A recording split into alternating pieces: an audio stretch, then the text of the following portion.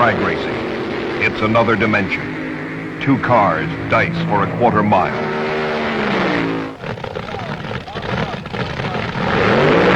Indianapolis Raceway Park is little more than a strip of asphalt, cluttered with fierce, flame-belching automobiles. Nearly 2,000 of them have come to Indy to participate in the National Hot Rod Association's annual championships.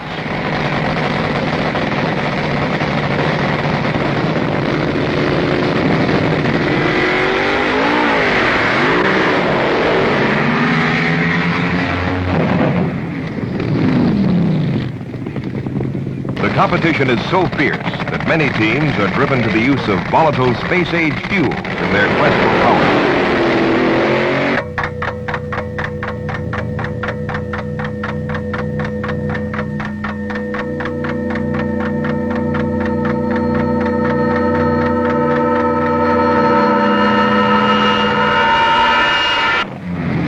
Operating under such extreme stresses, engine failure occurs with alarming frequency, often in a shower of flame.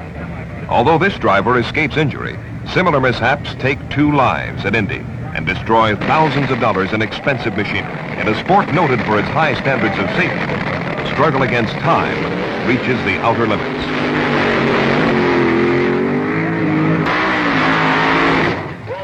Funny cars, as they're called, operate in a limbo between fantasy and reality. Externally, they resemble normal street automobiles, but their thin fiberglass shells cover sparse tubular frames and gigantic engines, and their wicked displays of noise and speed make them great favorites among the crowd.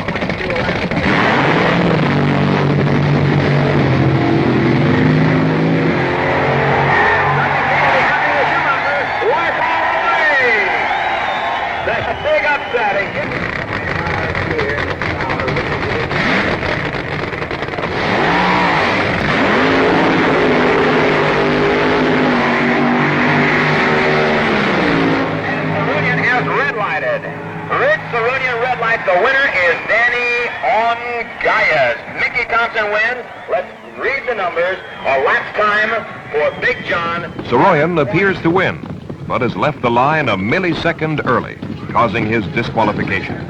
Although he makes the run with an elapsed time of 7.24 seconds with a speed of 204 miles per hour, his error in judgment cost him the race.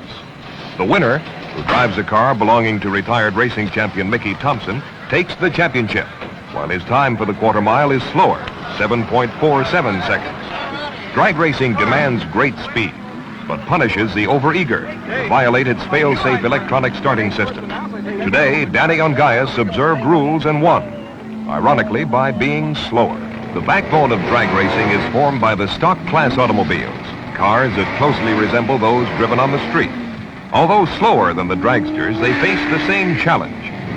While many of the stock class drivers are weekend amateurs, the men who dominate the action are full-time professionals. One such pro is a burly veteran named Dick Landy. I enjoy the super stock racing myself, and that's probably the biggest reason that I'm going to stick in it. I've been into funny cars, and I enjoyed them, but I enjoy the super stockers a lot more. Landy is knocked out of contention in an elimination round, while another top pro, Ronnie Sox of Burlington, North Carolina, moves into the final. Sox's job of winning the Superstock Championship becomes a simple one when his opponent, Dave Wren of Missoula, Montana, experiences car failure on the starting line. The drive shaft, let's go, and your champion is...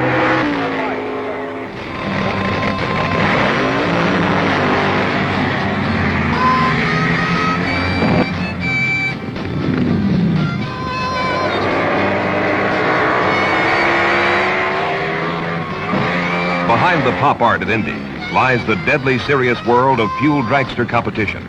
A world filled with driving greats like Don the Snake Prudhomme and Don Big Daddy Garland. I've been doing it now for about 8 years, and every year they get faster and stronger, and they come out with new equipment and 2-speed transmissions for fuel dragsters, which a couple of years ago you never even think of something like that. So it does excite me every year. Cars are turning today with the 650s and the 230-mile-an-hour runs. The horsepower has to be fantastic. It may be approaching 1,700 horsepower on some of these cars, really turning fast times. This is the world Prudhomme loves. Speeds over 230 miles per hour, brutal G-loads punishing his body, and the fearsome challenge of trying to control a machine that resembles a guided missile more than an automobile.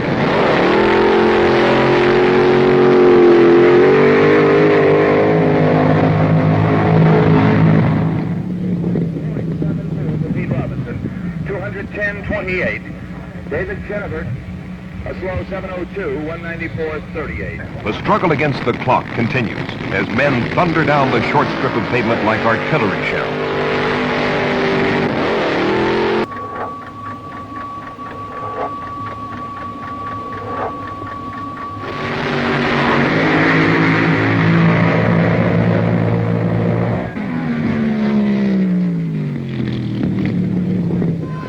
Before the big showdown comes, a pair of outlandish machines roll to the line to square off for the Super Eliminator title. Ron Ellis and his 1923 Model T-body dragster faces George Montgomery's supercharged Mustang in the championship run. Montgomery wins a tight race, running 164 miles per hour in the process. A pair of gas dragsters driven by Dominic Santucci and Phil Hobbs stage for the Top Gas Eliminator Championship. The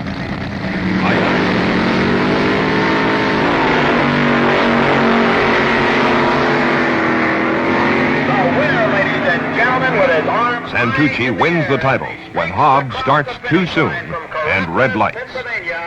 The tension that is built around the Top Fuel Eliminator race is about to unwind. Kelly Brown and Don Prudhomme are strapped into their fearsome machines and pushed toward the starting line.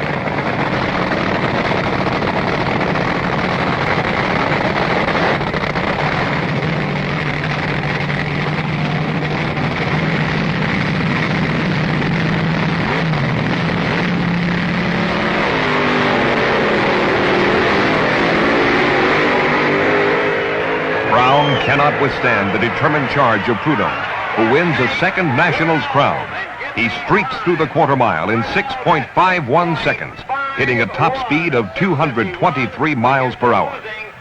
Elated at his victory, which looked so improbable in the face of his mechanical woes only hours earlier, Prudhomme celebrates with his crew and his opponent. Looking as if he's driven 500 miles rather than 1,320 feet, he stands at the top of his trade for a fleeting moment of notoriety and reward, until he and his courageous colleagues once again climb into their awesome cars to resume their relentless battle against time.